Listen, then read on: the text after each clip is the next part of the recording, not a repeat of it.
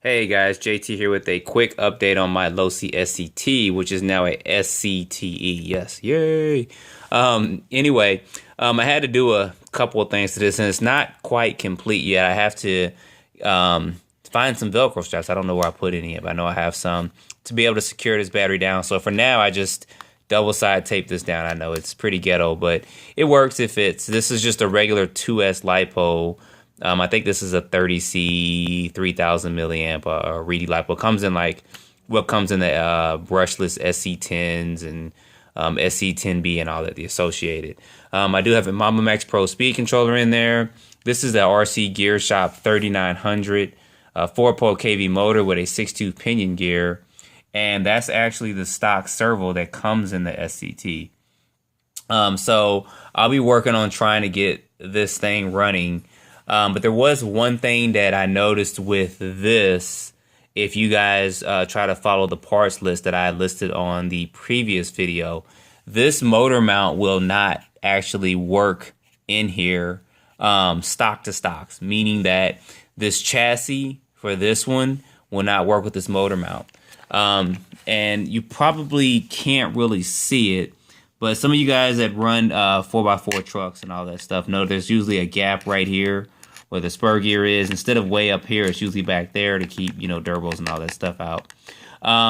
This chassis is an older chassis, and this motor mount is, I believe, the one for the 2.0 and 3.0, whereas the first one, it was just constructed differently. So you probably can and cannot see that.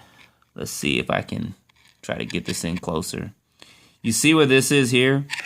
I actually got, when I ordered that mount from Dollar Hobbies, I actually got this particular piece here. So what I did was I just trimmed all 4 of those pieces off, and I actually put those right there on all 4 corners because I needed to raise this whole mount up less than, I guess, 1/8 of an inch, because the spur gear was rubbing on the chassis because it sat too low.